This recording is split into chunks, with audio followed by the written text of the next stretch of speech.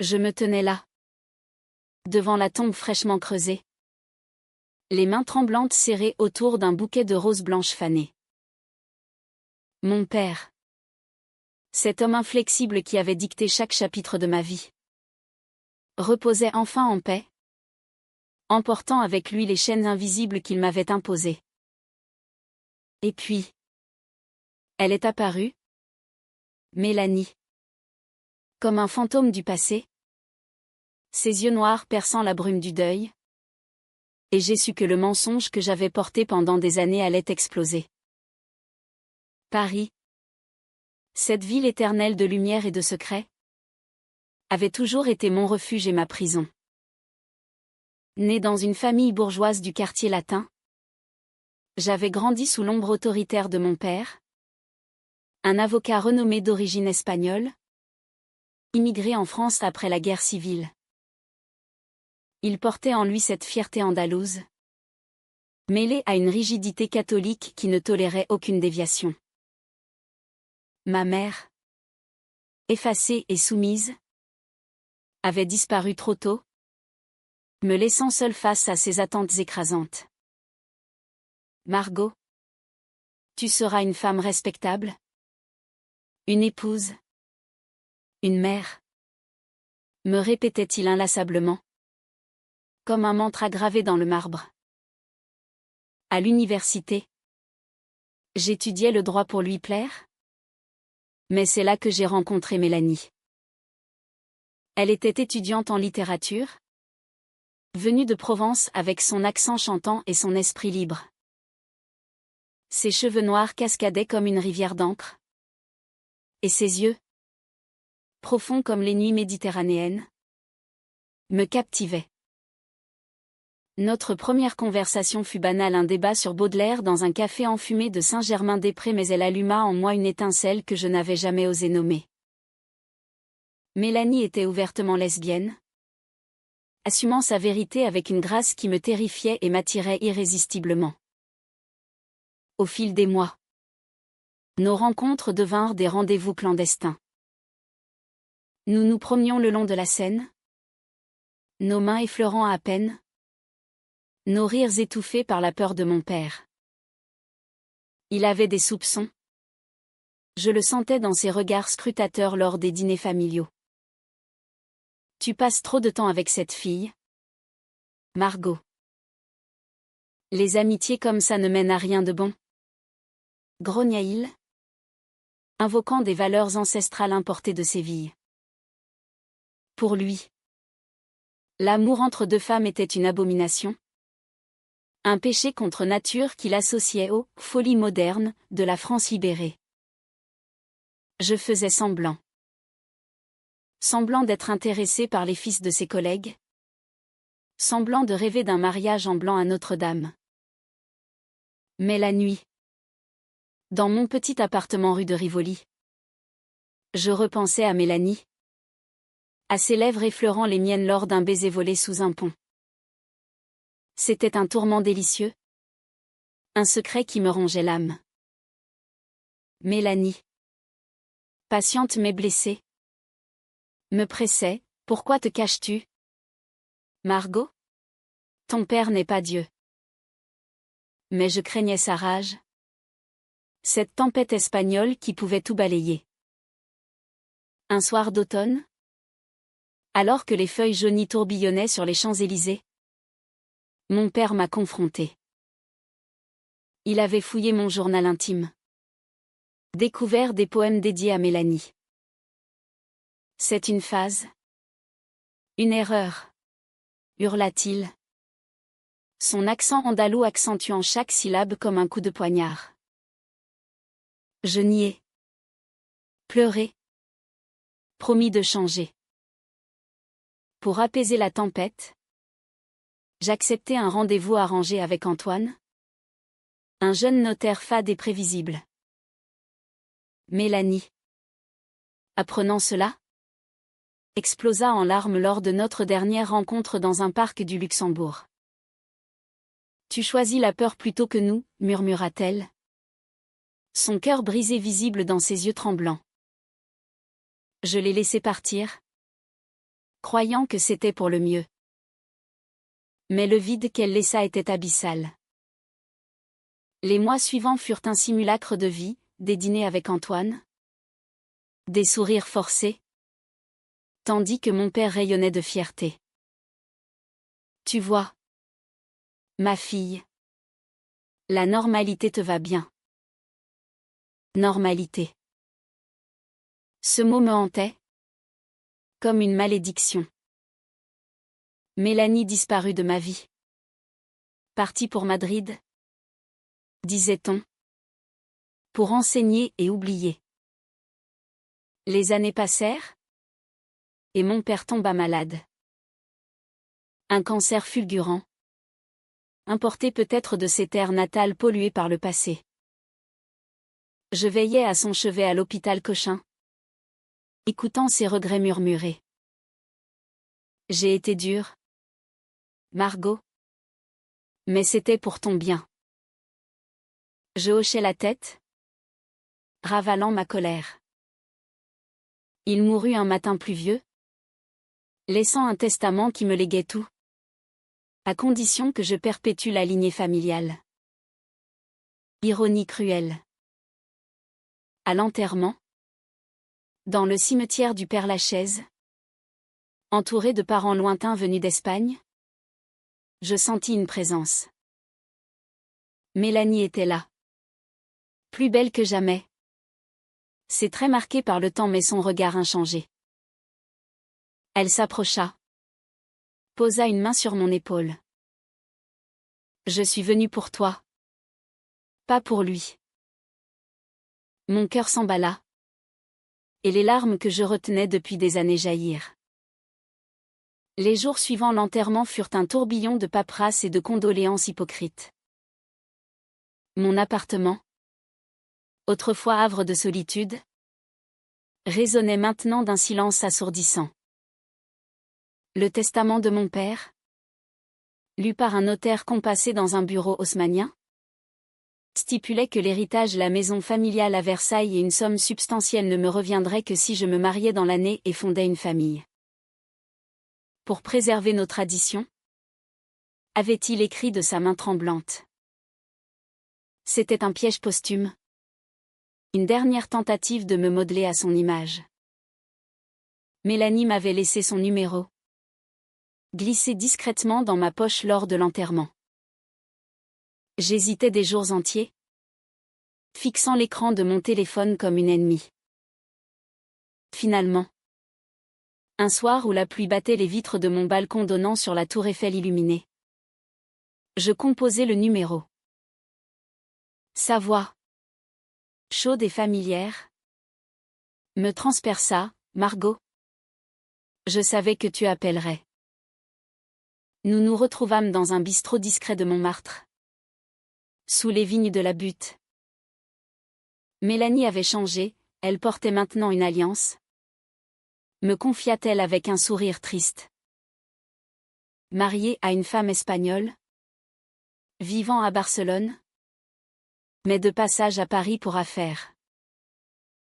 J'ai essayé de t'oublier. Mais ton père, il nous a volé tant d'années. Ces mots étaient un reproche voilé, et je sentis la culpabilité m'envahir comme une marée.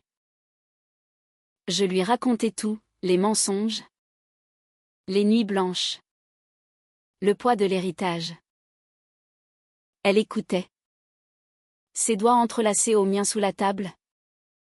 Un geste intime qui ravivait des flammes oubliées. Et maintenant?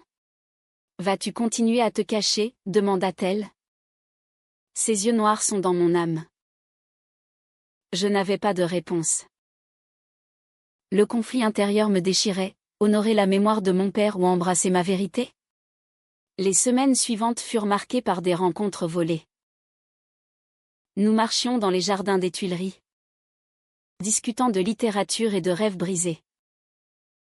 Mélanie me parlait de sa vie en Espagne, de la liberté qu'elle avait trouvée là-bas, loin des jugements parisiens.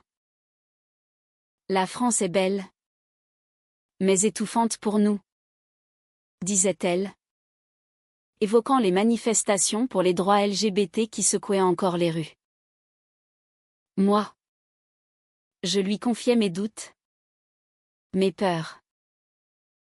Mon père, même mort, hantait mes décisions. Puis vint la trahison. Une cousine espagnole, venue régler des affaires successorales, fouilla mes affaires et découvrit des messages de Mélanie. Elle en parla à la famille, déclenchant un scandale. Ton père se retournerait dans sa tombe, cria mon oncle lors d'un dîner tendu à la maison de Versailles.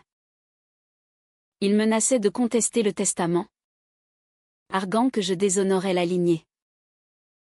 Mélanie, apprenant cela, insista, affronte-les. Margot. Ou perds tout. Y compris toi-même. Je me sentais piégée. Comme dans un drame shakespearien transposé à Paris. Une nuit. Seule dans la grande maison vide. Je relus les lettres de mon père. Elles révélaient un homme brisé par son propre passé, un amour youthful pour un homme. Réprimé par la société franquiste. Était-ce cela qui l'avait rendu si dur? Cette découverte me bouleversa. Mélangeant pitié et rage. Il avait projeté ses peurs sur moi. Mélanie proposa une solution radicale, partir avec elle en Espagne. Abandonner l'héritage. L'argent ne vaut pas ta liberté, murmura-t-elle lors d'une promenade nocturne le long du canal Saint-Martin. Mais quitter Paris, ma ville natale, signifiait trahir mes racines. Le dilemme me consumait. Des nuits entières passées à peser le pour et le contre. Un soir, lors d'un dîner avec la famille, l'atmosphère explosa.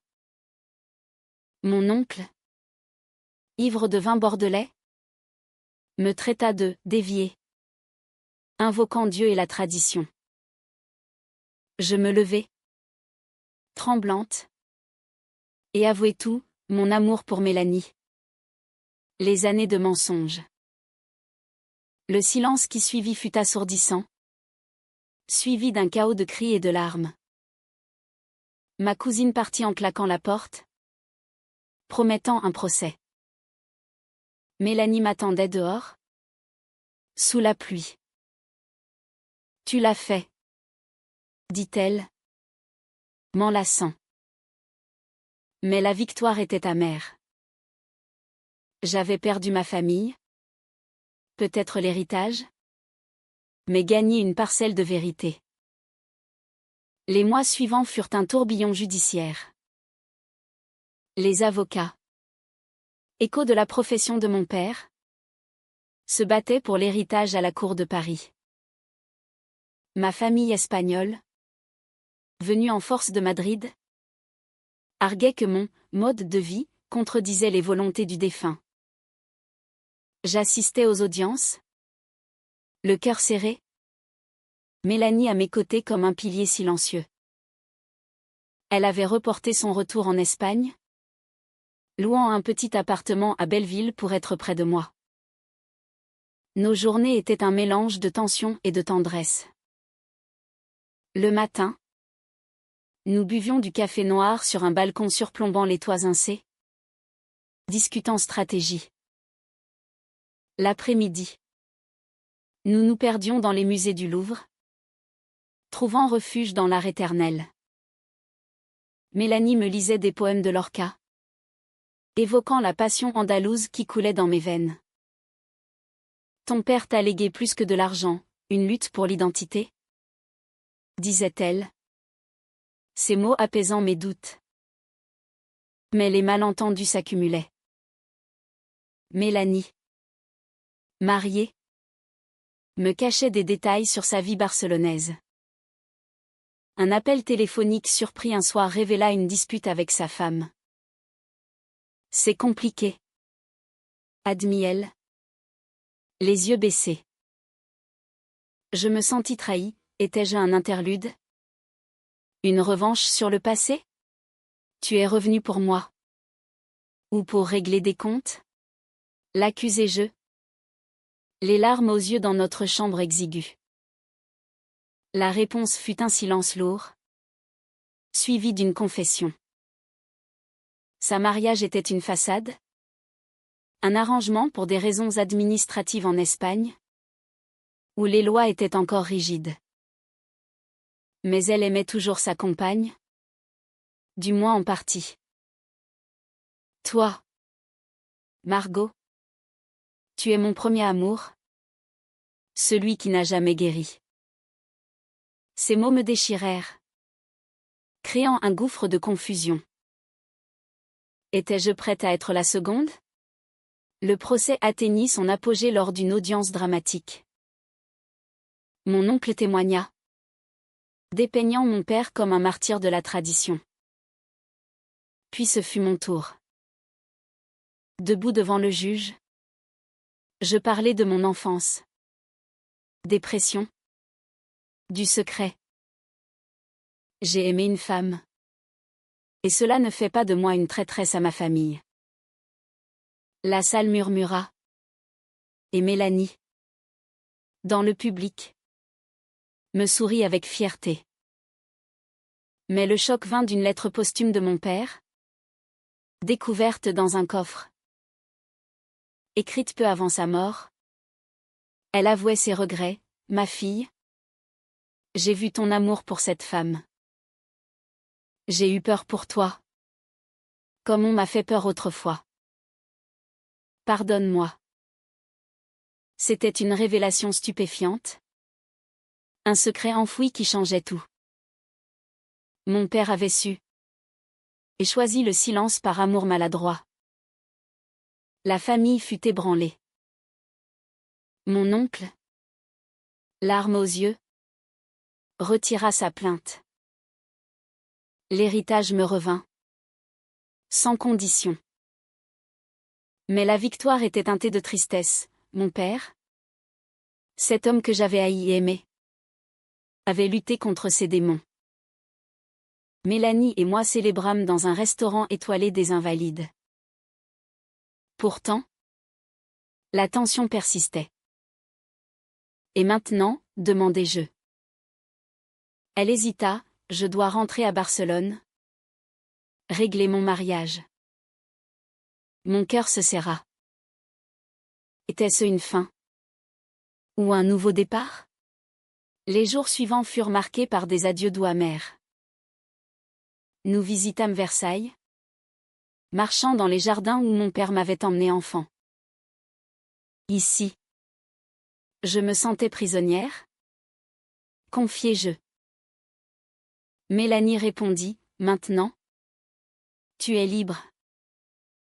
Le départ de Mélanie approchait. Et Paris semblait plus grise sans elle. Nous passions nos dernières soirées à flâner sur les ponts. Nos mains entrelacées. Ignorant les regards curieux. Viens avec moi en Espagne? Proposa-t-elle un soir? Sous les lumières de la place Vendôme. L'idée était tentante, fuir les souvenirs. Embrasser une nouvelle vie sous le soleil méditerranéen. Mais Paris était ancré en moi. Comme les racines d'un arbre centenaire. Un malentendu final explosa. En fouillant son sac par accident, je trouvai une lettre de sa femme, implorante et passionnée. Tu me manques? Reviens vite. La jalousie me submergea. Tu joues sur 2 tableaux, criai-je. Dans notre appartement. Les murs résonnants de ma douleur. Mélanie pleura, ce n'est pas ça. J'essaie de clore un chapitre pour en ouvrir un avec toi. La dispute nous sépara pour la nuit. Je errai seul dans les rues de la Marais. Quartier vibrant de la communauté LGBT. Où des couples s'embrassaient librement. Cela me rappela ce que j'avais perdu par peur. Le lendemain, Mélanie m'attendait avec des fleurs. Des roses rouges comme celles de l'enterrement. Pardonne-moi mes secrets. Je t'aime, Margot. Depuis toujours. Nous décidâmes de donner une chance à notre histoire. Elle divorça. Un processus long mais libérateur. Et je vendis la maison de Versailles, gardant seulement l'appartement parisien. L'argent servit à fonder une association pour les jeunes LGBT en difficulté, en mémoire de mon père et de ses regrets cachés. Les mois passèrent, et notre relation s'épanouit. Nous voyagions entre Paris et Barcelone, mélangeant les cultures françaises et espagnoles. Mélanie m'apprit le flamenco. Danse passionnée qui libérait mes émotions refoulées. Moi, je lui fis découvrir les cafés littéraires de la rive gauche. Pourtant, un dernier conflit surgit.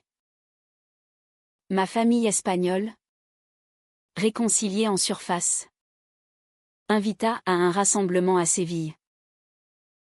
Viens avec Mélanie, dit mon oncle, tentant la paix. Mais sur place, dans la chaleur andalouse, les vieux préjugés ressurgirent. Une tante murmura des insultes, invoquant la religion. Mélanie, blessée, voulut partir. Je la défendis, criant, c'est elle ma famille maintenant. Ce fut un tournant. Nous rentrâmes à Paris, plus unis que jamais. La vie reprit, avec ses hauts et ses bas. J'écrivis un livre sur mon père, un récit cathartique qui devint un best-seller, touchant des cœurs en France et en Espagne. Un soir d'été, sur la terrasse d'un café surplombant la Seine, Mélanie posa une question, veux-tu m'épouser? Mon cœur bondit. Oui. 1000 fois oui. Le mariage fut simple, dans une mairie du Marais, entouré d'amis fidèles. Pas de robe blanche ostentatoire, mais des tenues élégantes, reflétant notre authenticité. Ma famille espagnole n'était pas là. Mais mon oncle envoya une lettre de regret, signe d'un lent changement. Paris, ville de l'amour, nous offrit un ciel bleu et des applaudissements chaleureux. Les années suivantes furent marquées par une paix profonde. Nous adoptâmes un enfant, une petite fille venue d'un orphelinat, symbolisant la famille que mon père avait tant désirée. Mais à notre manière. Mélanie enseignait la littérature à la Sorbonne. Et moi, je dirigeais l'association, aidant d'autres à sortir de l'ombre. Pourtant, les souvenirs de mon père ressurgissaient parfois, comme des ombres dans la nuit. Je visitais sa tombe au Père-Lachaise, lui parlant de ma vie. J'espère que tu es fier, papa. J'ai trouvé le bonheur que tu n'as pas osé. C'était une réconciliation posthume, un pardon mutuel. Notre histoire, riche en drames et en émotions, devint un témoignage. Des jeunes femmes nous contactaient, inspirées par notre résilience. Mélanie et moi, main dans la main, affrontions les tempêtes restantes, les débats sociétaux en France, les éco-conservateurs d'Espagne. Un jour, lors d'une conférence à Madrid, une femme âgée s'approcha. C'était une ancienne amie de mon père. Révélant un secret final, il avait aimé un homme dans sa jeunesse. Un amour brisé par la dictature. Il t'a aimé comme il pouvait, dit-elle. Cela boucla la boucle, transformant ma colère en compassion. Aujourd'hui, assise sur un banc face à la cathédrale Notre-Dame en reconstruction, je contemple notre vie. Mélanie, à mes côtés, Pose sa tête sur mon épaule.